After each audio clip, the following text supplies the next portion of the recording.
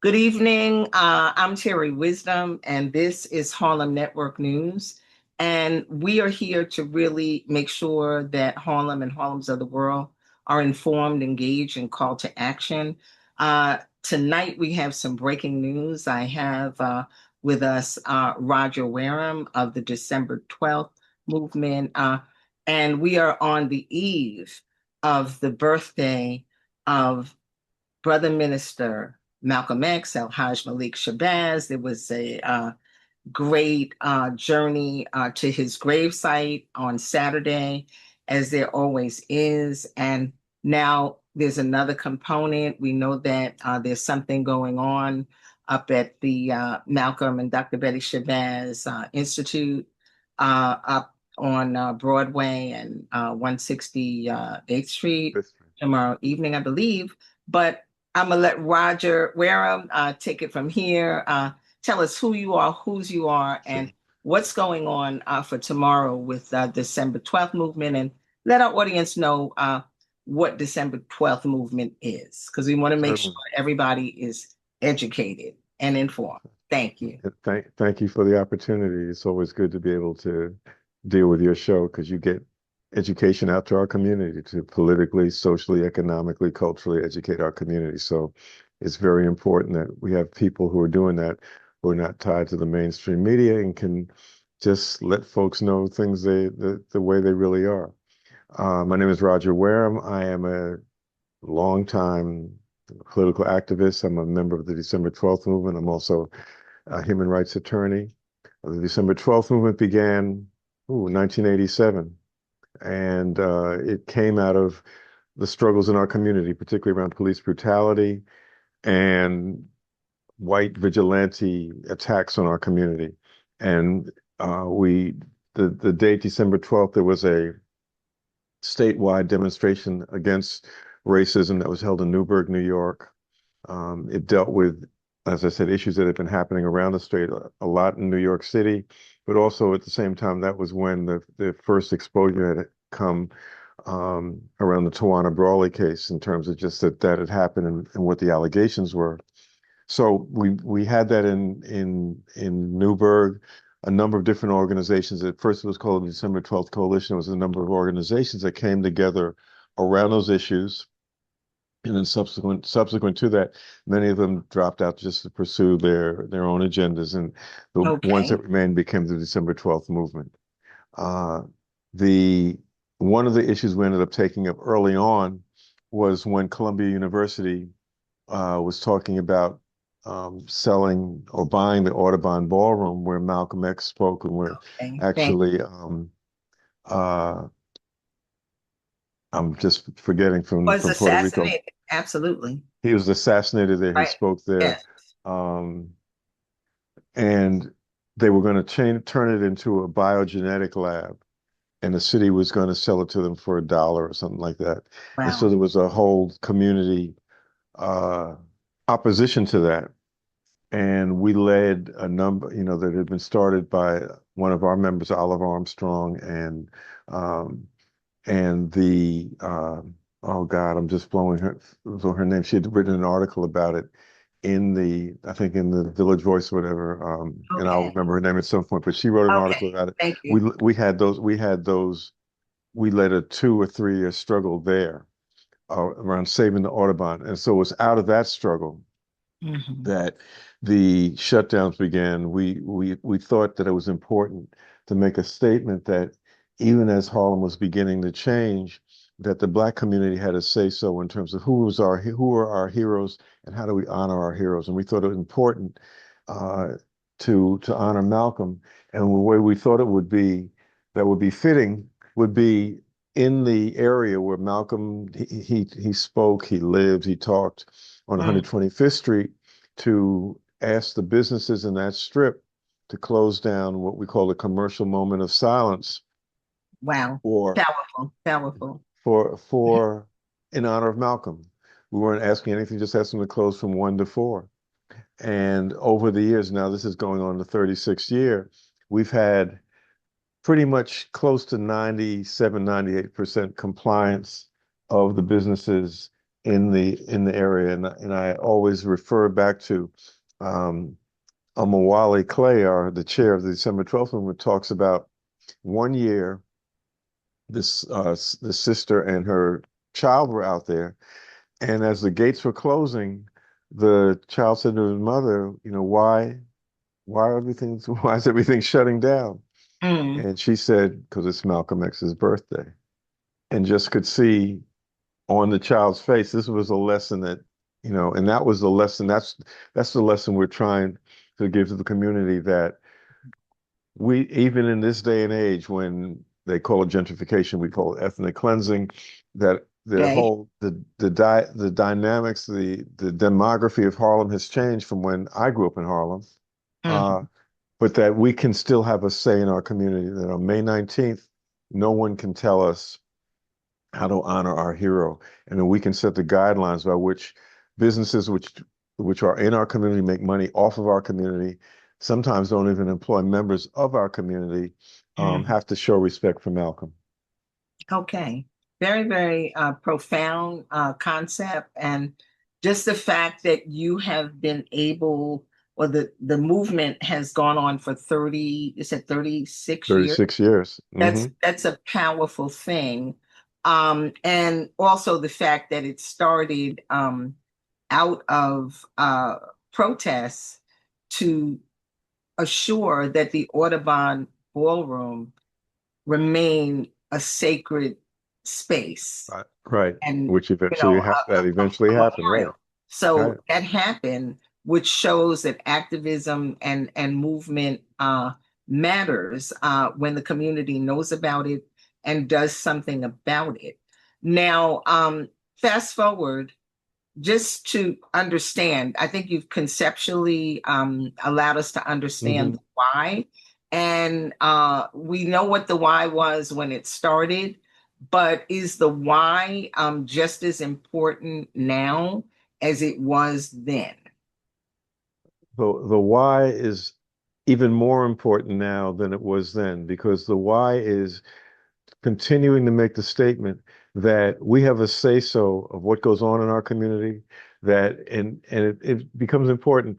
Over the years we've gotten different kind of pushback around it. At one point, um, the the businesses, through one of, I won't even say which elected official it was at that point, wanted to meet with us, and they were gonna have a this huge banner. They were gonna have everything in the plaza of the state office building. I see. The only thing they wanted to do was make sure that we didn't close the businesses down.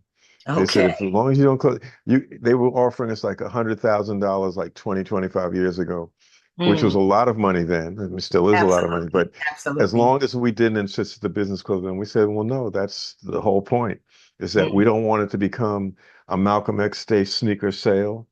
We thank you. want to, we want to, we want to honor what he represented by making people stop and think and take a deep breath and Mhm. see that we still have some input into our community. So it's even more important now when we're on a local level being pushed out of Harlem and Bed-Stuy and the Bronx, and we're being pushed out of the city.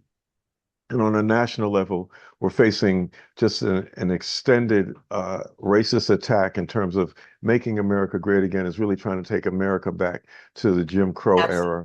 And Absolutely. so it's important that we do this, that we participate in it. You know, we meet, usually we meet at 12 in front of the state office building.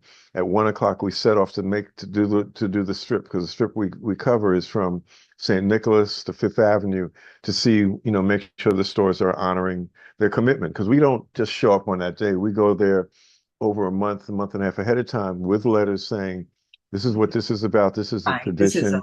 We official. expect you to honor that tradition. Okay. And so Mhm. uh, that's what we do. And then people, some of the people who've gone on, usually they go to the grave site on that day. Some of Mhm. the buses that come back from there, some of the people come out and then join us on the line, so the line grows even more. Okay, so there are some people who will be going to the gravesite tomorrow as well. What that's the usual thing. Okay, They leave okay, around 9, okay. 9:30, and they get back Powerful. around 2 o'clock. So some of those Okay. folks then join the line. You know, they Okay. understand that. Mhm. Honoring Malcolm is also continuing the activism that he represented, the Mhm. political activity to change our community and to support our community. Okay, in remembrance for sure. That's right. That's right. And moving forward, because these times right now are just as critical, if not more critical. And I don't know if the mobilization that we have and even the vast knowledge, because you spoke about mainstream media, and that's why a Harlem Network News is important. This is why Hmm. Black media is important, so that people understand what is going on. And so that our youth, because they didn't live in that time, Right. so if they're not getting the books, if they're not getting it from media or getting it from their parents, which some of the parents, of the younger children were not in that time either. So it is upon us to assure that they are educated and that knowledge is power. Now, you mentioned that you'll be marching and just checking Hmm. what stores are open. Um, is there are there speeches or is there anything of that nature that Yes. occurs? Sure, Yes. it's a combination thing. We gather at 12. We sort of go over our orders of the day. There may be a few speeches at that point. As we go around, as we make the circuit, we stop at different points, and sometimes people will talk.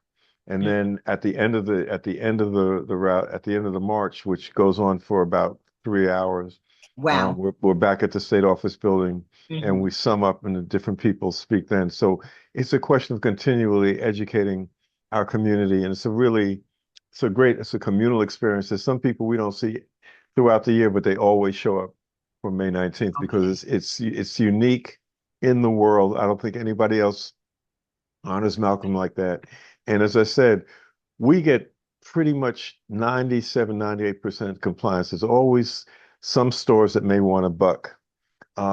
Last year, we had a real thing with Chick-fil-A because we had gone in to speak with their manager, the black franchise owner, with the letter, and he just resisted it and and didn't want to talk with us.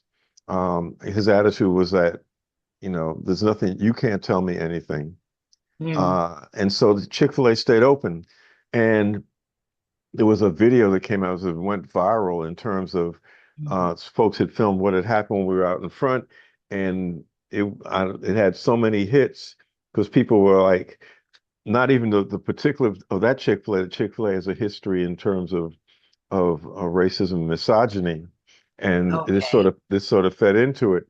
So this year, we had a meeting, the 28th precinct, which is the precinct in which this is 125th Street, it had said, Yes. well, the owner wants to talk with you. You'll never want to talk. And we said, we don't have any problem talking with him. We'll meet with him. Of Maybe you course. can resolve this, and it doesn't have to be us out in front of his spot. So now this is an supposedly independent franchise. So we had this meeting. The Chick-fil-A flew in one of their executives from Salt Lake City, Mhm. from Chick-fil-A Central, to Wow. meet with us along with the owner. The franchise owner's name is Kevin Young. And after they went through the whole song and dance around how committed they were and how committed he was and the number of community organizations that he donated money or food to, we said, that's fine. That's what you're supposed to do. You're supposed to give back to the Absolutely. community in which Yes. you work. Yeah. But that has Absolutely. nothing to do with closing down for 3 hours. And you came into this community. You came into a community that had at that point a 34-year tradition of businesses closing to show respect for Malcolm. So after Yes. we went through all Respect this, and what understanding. respect and understanding. After we went through all of this, which really was a song and dance, they said they were staying open and that they were going to honor Malcolm by giving 500 free dinners to some organizations of their choice.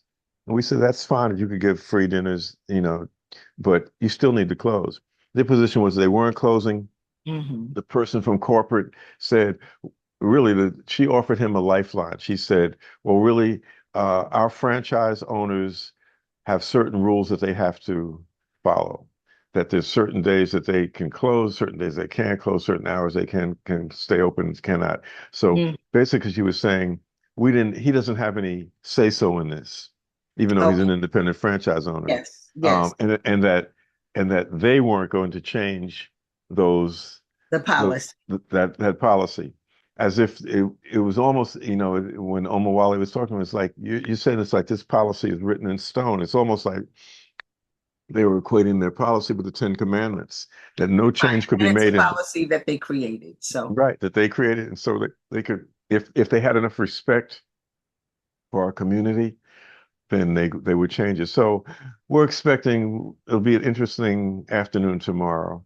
okay. But Chick-fil-A is just part of it. It's really the whole experience, in terms of being out there, folks being together, and showing once again that Black folks can do stuff together. We're always fighting that mythology of that we can't come together, we can't do this, but that Mhm. this is we think a fitting and appropriate legacy of who Malcolm was and what Malcolm represented in terms of self-determination in our community. Okay. And unity in our community. Exactly. So that's amazing. I'm Terri Wisdom. This is Harlem Network News.